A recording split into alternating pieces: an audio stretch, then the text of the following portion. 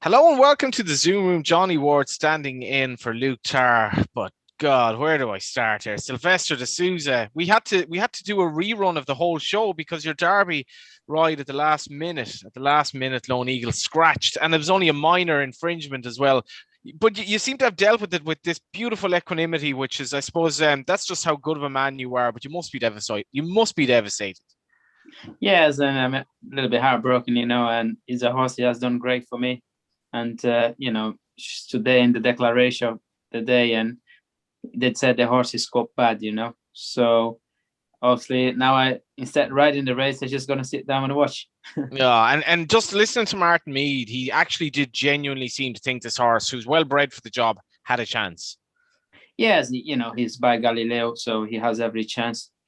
You know, uh, you know, entitled to be there, like in the Derby, by his pedigree, and he has done nothing wrong.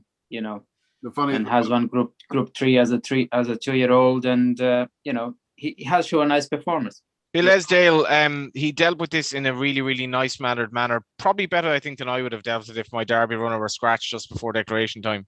yeah, 100%. I was just going to butt in and say that last night when we recorded this, we both tipped Lone Eagle. He had a huge chance from the front. He was the pace element. Rides Epsom better than Sylve. He fancied him. I actually was tipping him up. I thought he had a huge chance at kind of 40-1. I thought he was overpriced. He's the Derby winner that will never happen. So it's just one of those things that he'll go to Ascot now for the King Edward, and hopefully he'll have his day. But we're left with 12 now anyway.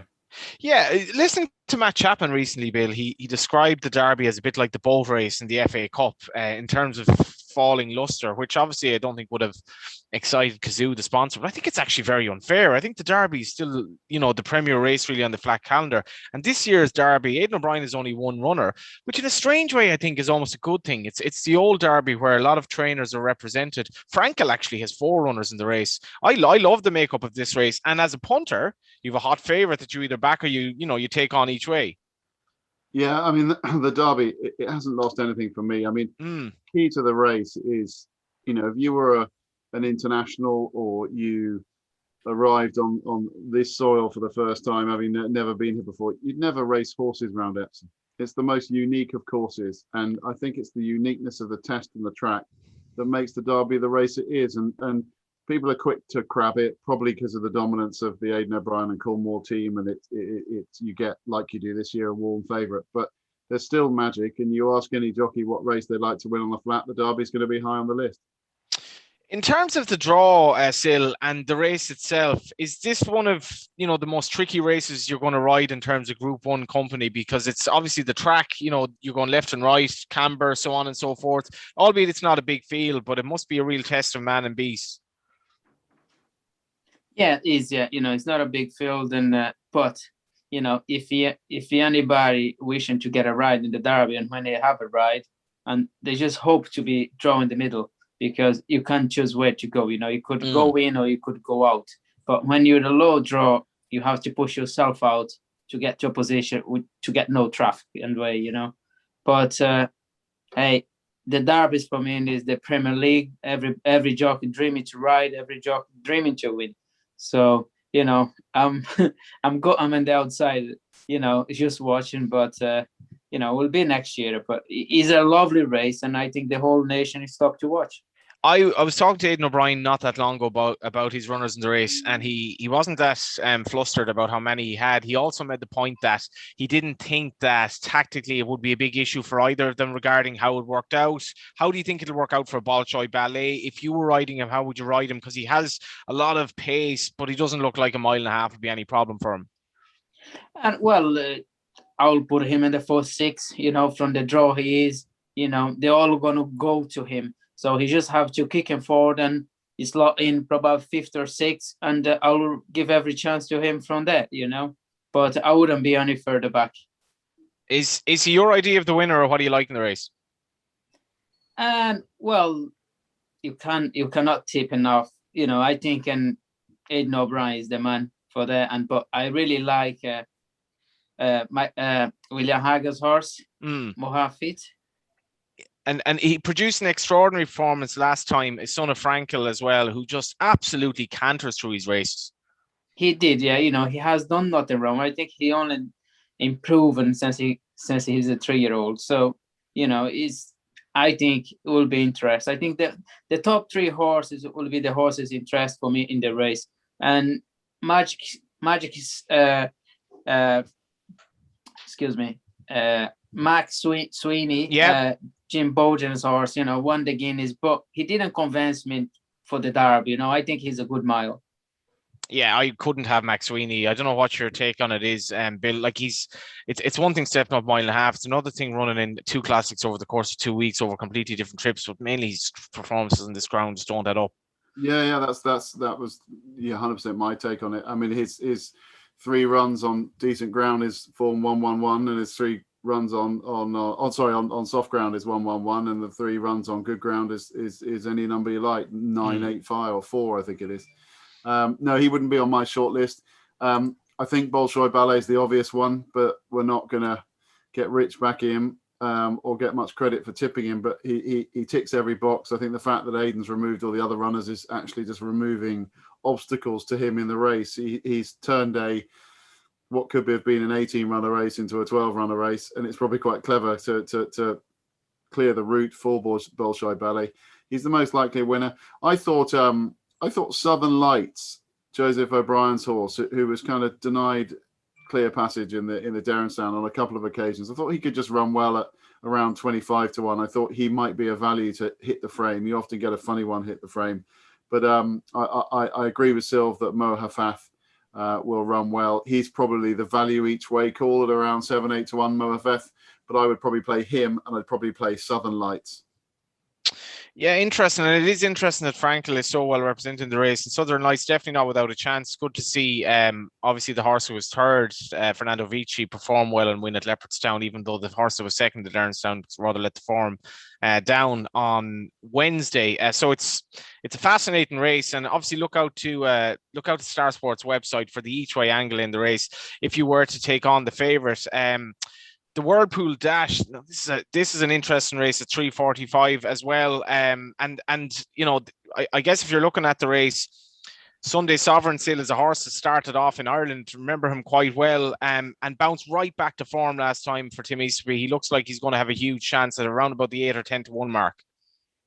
Yeah, it's funny because all his form is on a good to soft or soft ground. But he doesn't going to get that, I hope, on a Saturday. But he go there with a chance, and I think he could run a huge race. And Tim is very happy with the horse at home. So I choose the ride because he is on complicated ride. When you rode him once at Sandown. Did he give you the feel of a horse that did want an ease, or can you kind of tell on a day like that? He got plenty speed, and things didn't work out in his way, and probably that's why he moved yard. He went to Tim Easterby. He was trained with Roger Ferry, but that day I felt he's a horse with a potential. What do you make of it, Bill? Looks like, I'm just looking at the betting here, looks like the probable favourite in a very, very open race may indeed actually be the top weight stone of destiny for Andrew Bowling. Yeah, I mean, that's the key. And Sylv just touched on it. Sylv chose Sunday Sovereign over Destiny. And you've got one horse who's a hold up and one horse who's a trailblazer. So I can understand why Sylv wants to stay out of trouble up front in the dash rather than trying to weave his way through. The draw's interesting. Sunday Sovereign in 19, Copper Knight 16, Only Spoofing, who I think is an interesting Irish raider. Indeed. Up against the stand side fence. It could all unfold under the stand side fence. There's the old boy Caspian Prince who's drawn out in trap 4, who's plenty quick enough. But I think Sylv may be on the right one there in Sunday Sovereign, but I do respect the Irish challenger Only Spoofing. Yeah, and best of luck to Kevin Coleman. Obviously, you'll remember as a jockey who doesn't have that many horses, but has done well so far. In the undercard in general, Bill, what do you like? And the Epsom Derby Day is an interesting day because it's obviously completely dominated by that race itself, and the rest of the card is a little bit quieter. We have the Oaks and the Coronation, obviously over the festival. But what do you like elsewhere on the card? Yeah, well, there's some competitive racing, some really tough racing. Sylv's got some interesting rides, so you'll pick up with Sylv in a second on those. I thought it was very tough Derby Day. I thought, fun enough, I was interested in one of Sil's rides in the 310, Marie's Diamond, in the Diomed. I thought that was an interesting front runner for Sil. So I'd be And interested to know what you think of that. on that, actually, Sil, I can, this, in fairness to this horse by Footsteps to the Sand, has been very consistent. You can ignore he's won the last day because I actually backed him, which would explain why he ran so badly. Is he going to bounce back from Mark Johnson here? Yeah, he's old pro now. He knows his way around. He's been in the course a few times, and he's a horse. He has run well in Group 1, and he slept down, real well in class now. I think he got every reason to run well. So if he usually he likes to be in front. If he gets a soft lead, I think it will be hard to pass. The Northern Dancer handicap obviously emulates a stallion who changed the course of history, really, in racing full stop, but certainly in Europe and in Ireland. And Group 1 Power Horse by Luke de Vega. This horse must have a massive chance for you, Sil. Yes, and he's a course distance winner, and he ran a good second last time out. And, I think he could put a good show there. I think he could be one of my nicest ride in the day, Yeah, he does look very, very solid, Bill. And if you're getting 4-1 as well, you're probably getting a quarter of the odds in the place market. Yeah, he looks a leading player. I mean, fun enough, the form with Soto Sizzler, David Manuzier's horse, who didn't stay last time and dropped back and trip. I thought those were the two in the race. Group 1 Power and Soto Sizzler look the two to concentrate on. But Epsom on Derby Day has a habit of the form book going out the window. And that's something you must remember. It's really hard. The ground could get quite quick. There is a bit of rain around. Supposedly tomorrow, but if that doesn't arrive, it could be quite quick come kind of 5:15 on Saturday afternoon. And just a great Guardian as well, Sil, who's running in the 2 o'clock. He was quite keen last time, obviously stepping up to a mile and 2. But it's early days for him. Obviously, the similar trip here, but you wouldn't be giving up on getting that trip given his pedigree and just the fact that he might, settle a bit better with experience. No, I wouldn't give up on him, and I think the pace went very steady, and the winner comes from the back, but we went a steady pace and he got it stuck on the ground. I like to say he's a better horse than what he showed with a better ground. And you have a couple of big price horses, well, Lottie Marie and concluding the card with Musica as well. Any chances there? Yes, and I think so. Like they would say, I don't have any go there and say I have got a definitely, a 1 to 2 shot, but I think all my rides would be a player. He's a positive man, Bill.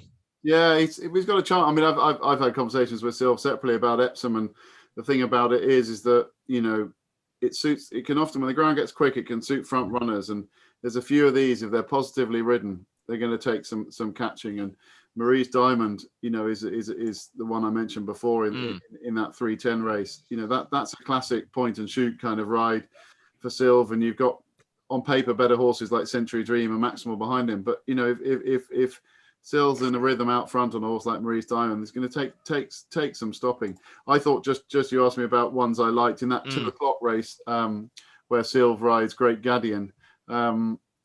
King Frankel of Mark Johnson's looks a really well handicapped horse. He bumped into a good horse at Newbury last time, but I thought he'd run really, really well, and I'd be keen on his chances. Before you go, what can get Bolshoi Ballet beaten? Is there anything that get him beaten apart from the fact that he simply won't be good enough? Something might come from the home raiders that is just waiting to explode on Derby Day, or are we going to see a potential superstar? Can he get beaten by not staying? Can he get beaten by the draw? Can he get beaten by being in the worst place, by not having a pacemaker with him? Bill, what can go wrong for the favourite in the Derby? What could go wrong with the favourite in the Derby is you don't know what he's taking on. And that's the key to a Derby. And we always hear the expression about bubbles being burst. And we've seen horses come here lightly raced, big reputations, 1 or 2 runs. I won't embarrass connections by naming those horses, but they're still looking for that are lost around Tattenham Corner. But every now and then you get a horse like Lam Tara, who comes here on the back of 1 or 2 runs, like when William Haggis won it the first time with Charmit, lightly raced, that are quality horses that we've only seen a little bit of before they turn up here. And we see horses like John Leaper, who barely got a mention in our preview, third round. Right for the job. Yeah, who third round, both of whom only had 3 goes, both of whom have a massive task, but we don't know how good they can be. The reality is that because of Aidan's track record, he holds all the aces. The fact that he's firing the one bullet suggests that they're really confident. So Bolshoi Ballet sets the bar really high, but there's some great stories in behind, and you just never know. It's the Derby.